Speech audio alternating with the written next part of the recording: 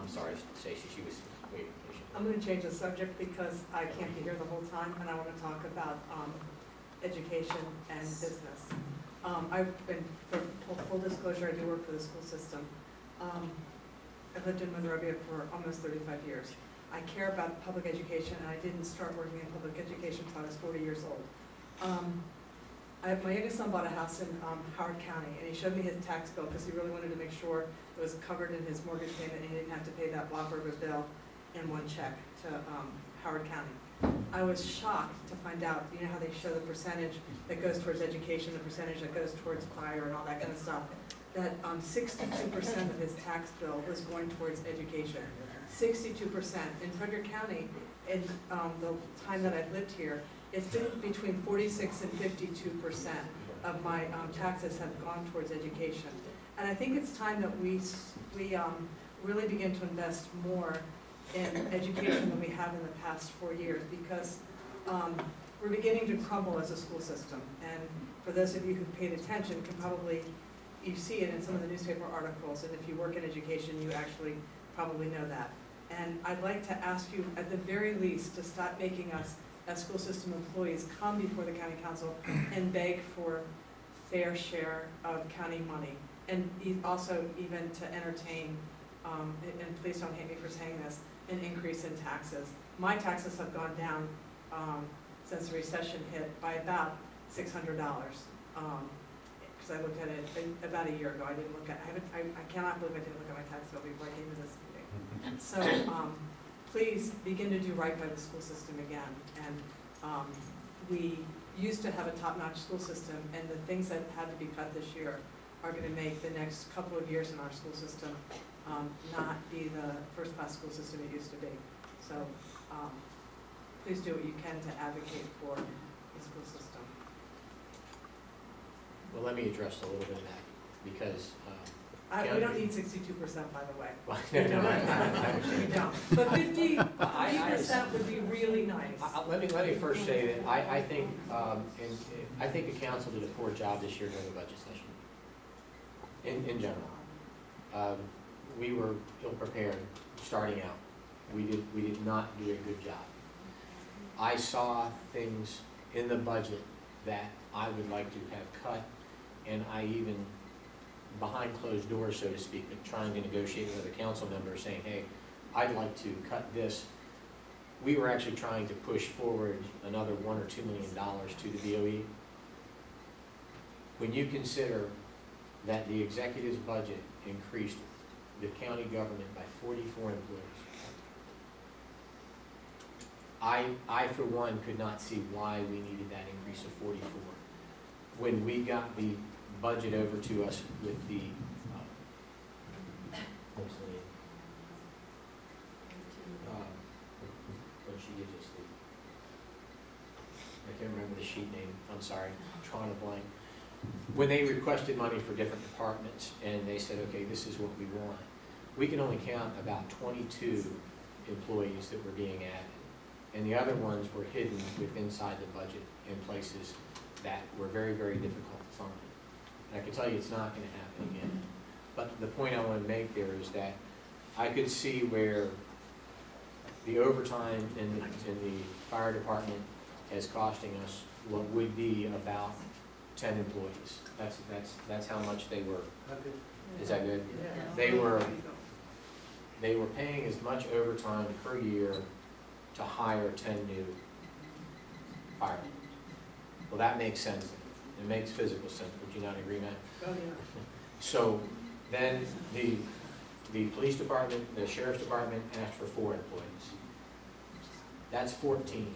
There were departments that asked for help with the aging and the elderly, and there was about 5 or 6 positions there that I could justify. But then I couldn't see the other 20-some positions. So what I saw happening in this budget cycle, in the first time that I had ever done it, what I saw were wants were becoming needs.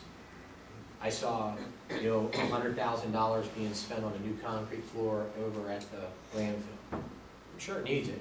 I mean, I drive in there all the time, but I could, another year, maybe 2 years, maybe 3 years, there was a $350,000 loader that was purchased that Could they have just rented one for a while and made an offset there?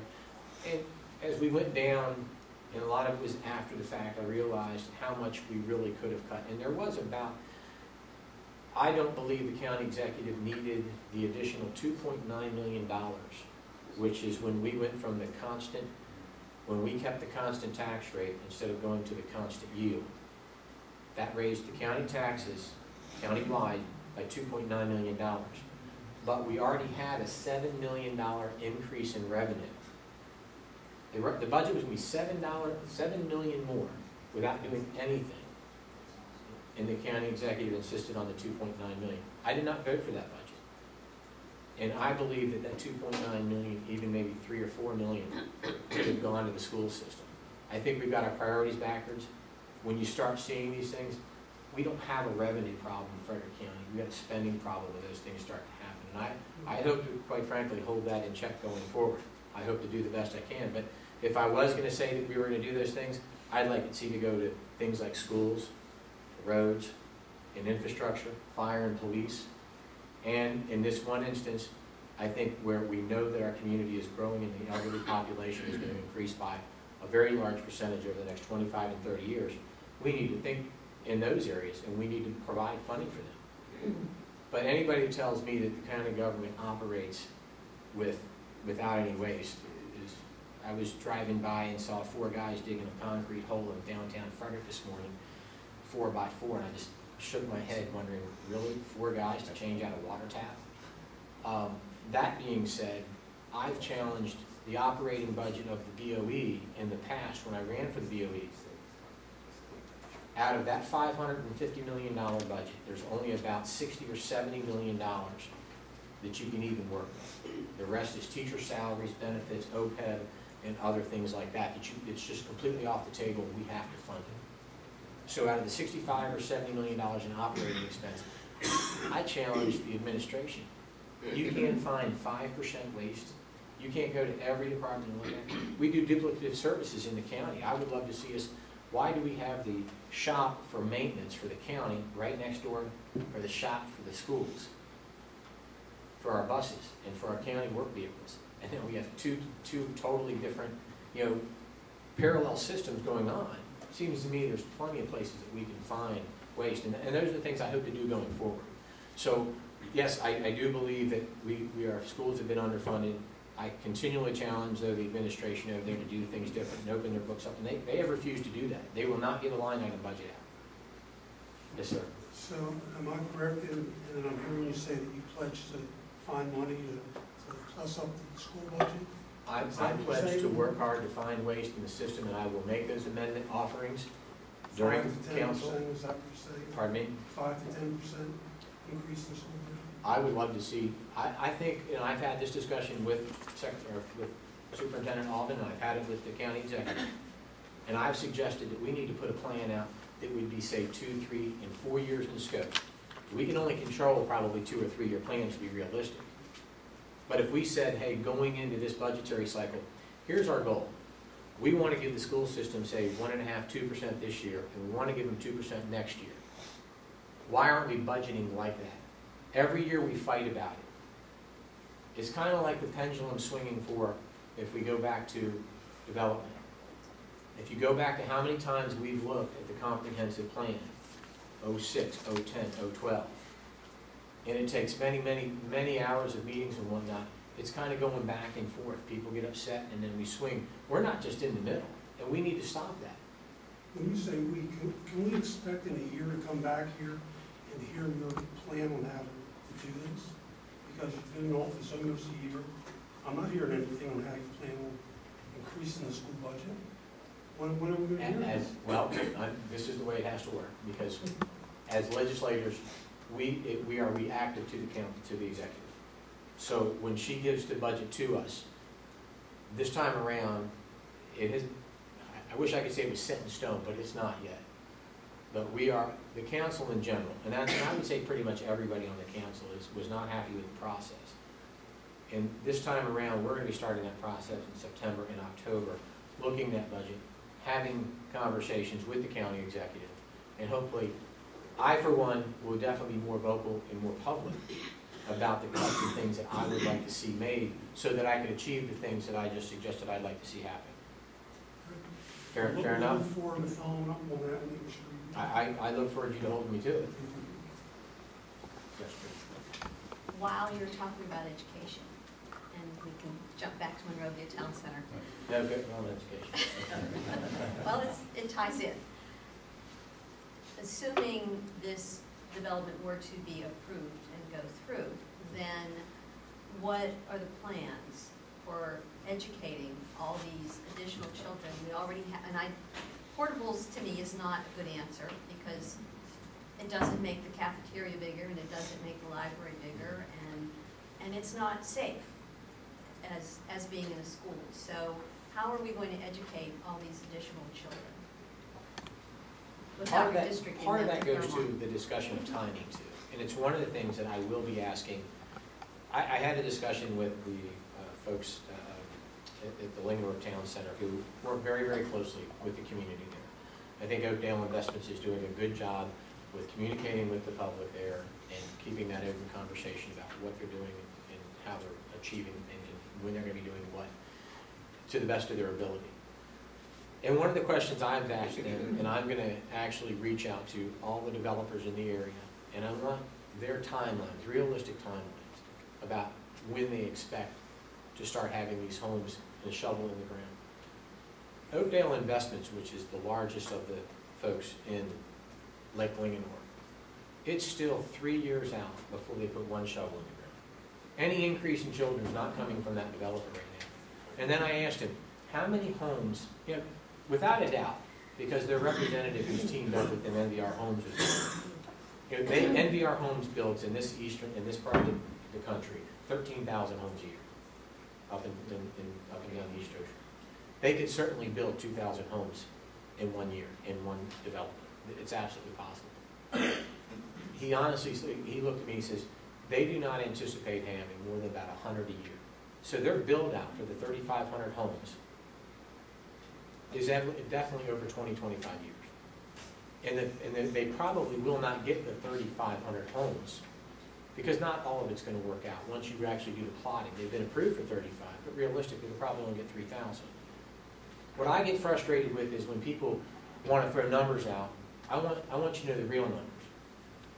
Because I think it's disingenuous when people ran for office and said, oh, you're going to have 5,000 homes here in 5 years. Well, that's just not true. It's just not true. It's not going to happen. There's a lot more homes people don't know about, like in Sycamore Flats across from Spring Ridge. There are Crab Lake. smaller developments out there for sure. They're smaller, but there's so many of them. The Smith Farm, the other farm that backs up to Preston. You know, I've had 4 houses built right across from me on Castle's old property. Mhm. And then Mr. Payne's property, he put 12 houses. So, and then there's Mr. Ritchie's property where he's having one in Inesville Road. It's terrible. I mean, and we only have one bridge to get into Frederick. Sometimes it's backed up all the way from the airport to Spring Ridge. Well, I feel So all will be this improved. Linganore stuff and this piecemeal business, there's lots of houses being built that most people, they're not noticing them because they're not PUDs. But there's lots of them being built. So let's not just say the real numbers because that's getting swept under the rug. Well, no, and there are small developments, and I don't hide from them. I remind people that those exist. Like 80 to 100 houses, right at the end of 144? That is the reason why I would like to see 75 fixed up. So if I could take all this energy in the room and get folks to lobby our state How about the bridge to legislature. get into Frederick? Pardon me? If you want to keep your housing servicing jobs in Frederick, then why aren't we fixing that other bridge to get into Frederick? There's only one bridge to get into Frederick. Are you talking the one on 144? Yeah, I'm talking at the top of the hill by Linganore Road. It's a 2-lane bridge. Should have been fixed. The people from Linganore are coming in there, they're dumping it from Spring Ridge. How are we supposed to get into Frederick if that's where our jobs are supposed to be? Do we want our jobs in Frederick County? I mean, we've got to, if we want less congestion, we should have people living in situ and working in situ. So why are we not fostering better arteries to get where we need to go? I mean, I'm not in the Monrovia area, but I get all the traffic, everybody's coming to Frederick, that's how they come. And, I mean, it's a parking lot. I can't even turn left to go to Frederick out of my house, because I'm just on the east side of the river. I came down Inesville Road, and that's not very pleasant either. That hasn't changed since I was a child, you go down by the pony club. And there's people Well, up and that down. one is gonna be, throughout this summer, is gonna be. Well, it better be improved, there's a lot of people down there, and they're building They're actually more adding, houses. they're adding 5-foot shoulders on Inesville Road all the way from the intersection of Price's Distillery all the way to 140. Yeah, but there's a lot of people, like I said, right across the street, I live on a fairly large lot, but they're building 4 houses. Well, I could turn around and do that myself, because the residents wouldn't say. Well, and then folks have to also understand, how does that occur? And so folks want to know where I come from and what I think about things. Well, let's go back to the 70s when a couple of things happened in Montgomery County and things happened here in Frederick, and we changed our zoning and the way we allowed people to build. If you had a lot of record in this county, you were given 3 and a remainder, up to 250 acres, and then you were given 1 lot after that. Now, in my opinion, Frederick did a whole lot in the 70s to curb development, and that's why, when we've been having these PUDs, we haven't had this massive development like they had in Montgomery County. Because Montgomery County, what they did in the 70s, or maybe in the late 60s, early 70s, they said, you know what we're going to do is we're going to take 97,000 acres and we're going to make it an agricultural preserve. And we're going to tell those people up there, you can't build at all. But then they're going to give them TDRs, and there's tax incentives. It's quite a complicated system down there. But the other thing they have in Montgomery County in their zoning is they have 1 lot, 1 house per 5 acres, period. So if you had 100 acres, you had 20 lots. So I think Frederick County in general has done a great job of preserving land. And we're on track to purchase over 100,000 acres through incentives, through the agricultural, and through other different incentives to. You know, you put the planning in the way the roads are built. Montgomery County, because my grandparents both lived in Montgomery County, they were planning back in the 30s, okay? They had ideas for roads out through Germantown and wherever else. They were already planning for it. Montgomery County just slapped stuff down and like, okay, well, that's built there. Well, we'll have all these residential plans, we don't have any industrial or commercial plans to go along with it, so that people, you know, a strip center is not gonna make it. You know, back to the famous Snickers bar line, that's not gonna work. We need jobs so people don't have to go down the road to Virginia and DC. Otherwise, we can't afford to have all this residential building as a bedroom community. Well, the county executive, so just recently, actually yesterday, she's put forth a bill to encourage business to give tax incentives for large corporations. Now, I have a little problem with that because you have to have $5 million of investment to create 25 jobs, and you can have, then it's to be negotiated with the county executive as to how much of a tax credit you get. I have always thought that any time you do that and you negotiate with the bigger businesses, you cause problems. Look at what happened when we had East Alcoa here, and it was a big hullabaloo when 900 people lost their jobs. Unfortunately, I look at that and I said, you know, the community was large enough that we absorbed those 900 jobs, and it didn't have as large of an impact as we thought it would have. But why aren't we giving incentive to small businesses, folks, you know, employ 2, 3, 4 guys, you know, out there, instead of trying to target these big ones? I mean, there's got to be ways. And so I look at folks, you know, I said, do you have a great idea? Send it to us, and because, you know, I don't have every answer, there's no doubt about that, but I believe that we have to encourage small businesses because they create more of the economy, so to speak, than the large businesses. Yes? Okay, I appreciate you having the town hall. I just have to say, it's really conflicting because your manner comes off very sincere, but some of your actions seem very insincere. You know, kind of appropriating the idea that Stevens Dempsey had for the town hall when you were running on your platform. 7 months after the fact, you decide to have a town hall.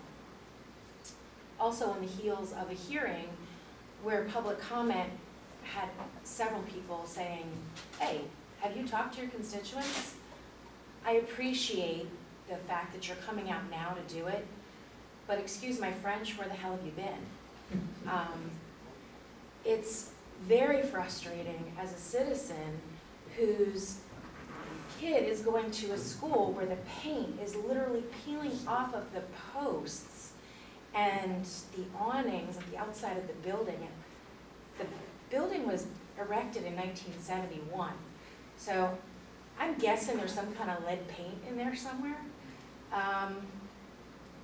That's a problem for me. It makes me very angry to see that. It makes me very angry that my school principal has to use duct tape, colored duct tape, to go around the pillars to create pillars of character, but also in an effort to kind of hide the deteriorating building. That's despicable. And it's not good enough for anyone's kid. Which school? Not in America. Green Valley Elementary. So, you know, that would be my first point. The second point about schools is, if we're still trying to play catch up on what we didn't have before within the operating budget, or what wasn't given to the BOE, no COLA, nothing like that, why are we still doing the developments? Why are we still saying to the developers, yeah, it's open season, come on in. We've already got issues, we don't need more. There needs to be a moratorium so that we can kind of play catch up. And then we can go forward once there's structure in place. The problem with the developments that have been accepted by the previous BOCC is that everything was kind of rubber stamped. These mitigation fees were allowed, and they were within the letter of the law. The problem is they weren't within the spirit of the law. The comprehensive plan clearly states that any development has to be in keeping with the nature of the existing communities. Monrovia Town Center is not, and neither is Lansdale. Lansdale's a done deal. That one totally got snuck in under the radar, and it's sprawling, it's huge. I mean, those little dotted houses that you see there right now, that's nothing. I don't think people realize how far back that property goes. That's my concern. I don't want to live in Montgomery County. I grew up in Montgomery County in the 70s, and it was beautiful. And that's the way Frederick County is right now. It's turning into Montgomery County because of the rampant development. There needs to be checks and balances in place. And my question is, with so much money that you took from the developers, how can you say that you fairly and adequately represent our voice?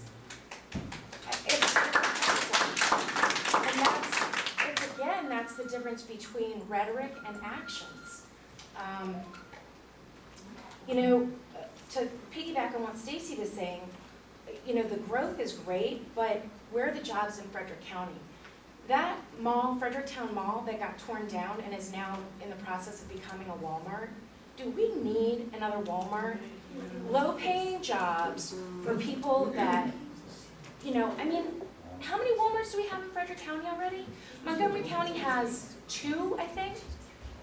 I don't get it. I just don't get it. We could have put an IKEA there, higher paying jobs, longer hours, county jobs that are in, I mean, the possibilities are endless. We need medium to high paying income, not just lower paying 7-Eleven kind of jobs that will create a huge influx of people that don't have the tax base that you think that you need for these budget increases. These are all, they're very conflicting issues with what's been done and what you're saying. And you can tell, I'm very upset about it. I'm very upset. So I would like to see you have a town hall once a month, like you promised.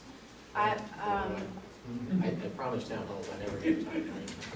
I will have more town halls. Regardless, I would like to see you have them more often. I will have them. I really would, and I would like to. I think maybe 3 or 4 a year would be good. What is that, quarterly? 1 every 4 months? That would be 1 every 4 months, if we did that every year. I mean, that still seems like a lot can happen within the space of Frederick County government. We schedule I like her a lot. By the way, this is Lee Redmond, and she does a great job with the county. She's the executive assistant for myself, Billy Schreiber, and Kirby DeLauder. And all our team do a wonderful job.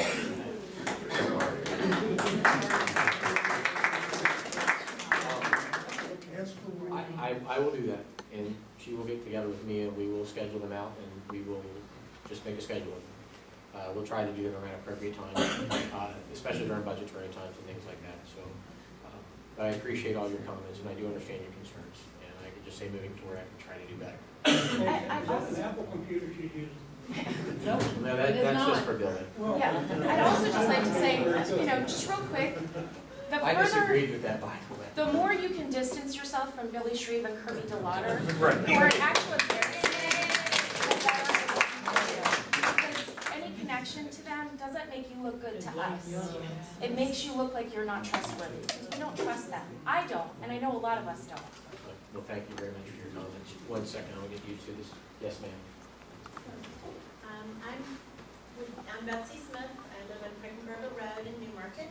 And I would just like to respectfully request that you take a look at all of the approved and approvable houses and residences that are already scheduled for Frederick County so that you get an overview of it. The massive amount of residences that are already planned and being planned now is really going to change the character of the county. Just off the bat, for Monrovia Town Center, it's approximately 1,500 homes. For Lansdale, 1,100 homes. For Smith Klein, 925 homes. I know you know this, but I just want to No, put them all I like together. for you to share that information so that people are clear on that. Yeah, Because when you add them up, I know the number. yes. And Delaplane is 134 acres that's a floating zone, so we can have anything from single family to light industrial. Casey is scheduled for approximately 1,060 homes. Blentlinger, 155 acres, it's scheduled for 435 homes. Oakdale, as you mentioned before, the number I have here, and these do fluctuate slightly, is 3,235. And it doesn't show things that are being added into Westwoods that are already approved, or things that are already added or planned around Livingston, which is also District 2. But